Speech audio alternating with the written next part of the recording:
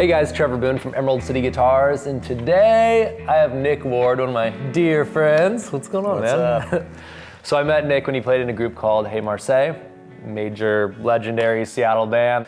Amazing band if you haven't heard, and Nick was the lead guitar player, one of the songwriters. He's one of my favorite guitar players and songwriters. We've got together on multiple occasions and played some music and also had some good listening sessions here and there, late night. And it happens. He's been coming in here for a long time and finally got him in here. He had a day off, so we dragged him down. Happy that you're here. I'm glad to be here. So what are you working on right now? I know you just bought a house in West Seattle. It's been consuming all your time and thoughts, but every place I've ever been, you always have a recording setup. You said you were putting one together right now. Yeah, slowly putting one together right now. I'm really, really excited about it. Awesome, man. It's coming together. It's a lot of moving pieces. Yeah, well, so much money goes into the studio. It's easier to get sidetracked on that instead of a roof. It's the hopes and dreams part of the... Yeah, I know. I'm right there with you right now, so I get that. Yeah. You're a really melodic player.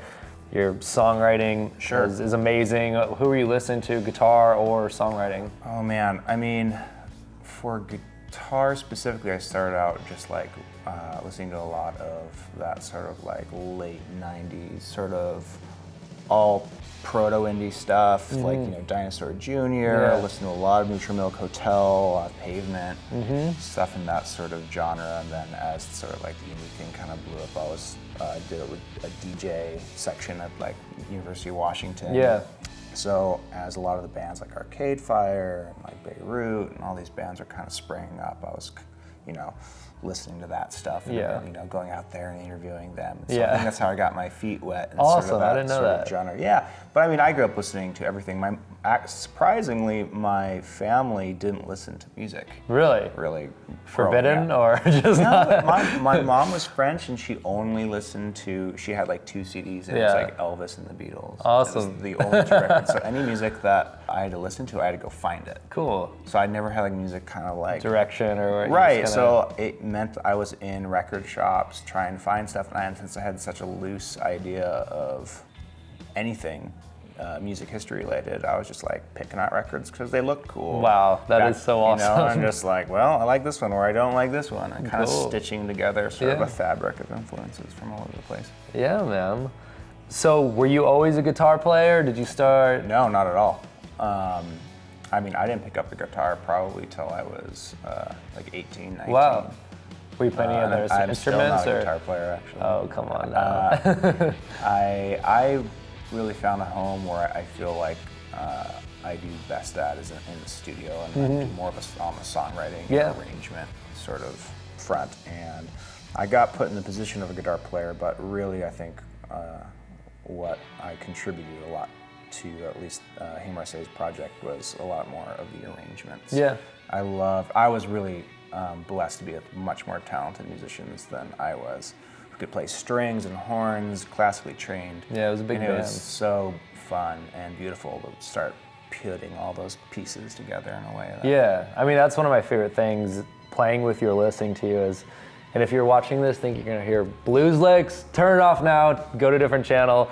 The reason I love Nick's playing and why I want him in here today is he seriously creates landscapes or soundscapes, whatever you want to call it, where you give him an instrument and he really takes out what the instrument can do, listens to it.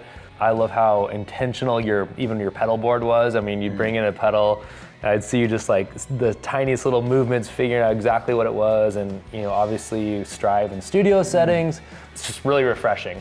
We kind of walked around today and we wanted to pick out a couple cool things that we have laying around. This really awesome Fano, it's a JM6, and then this Gretsch G6196. So something kind of cool, familiar. Nick has an awesome Riggio Jazzmaster, so we kind of floated towards this, which is Jazzmaster body with P90s. Then a really cool guitar for kind of some cool reverb stuff, the Bigbsy semi-hollow, so you have some acoustic qualities. And a Swart amp, did you own a Swart amp at one point? Never. Okay, we've definitely played them in here. Oh, definitely. I've always been attracted to them because there's a lot, it seems like such a simple amp like this. You have 3 knobs, but it can do a lot. And there's a lot more under the hood than you would expect. And they're just very, very musical. The reverb's insane in them. They're built extremely well. And He's over here like tuning the Gretsch to some tuning I don't even know what it is. I don't either. But it sounds awesome. We're gonna do weird stuff with reverb and just kind of get these guitars to do something I'd say a little bit less traditional. Well, anyways, I'm gonna get out of here. I'm gonna let Nick do his thing. And dude, thank you so much for coming. Of course. Love you, man. Good to see you around. Thank you. All right, see you guys.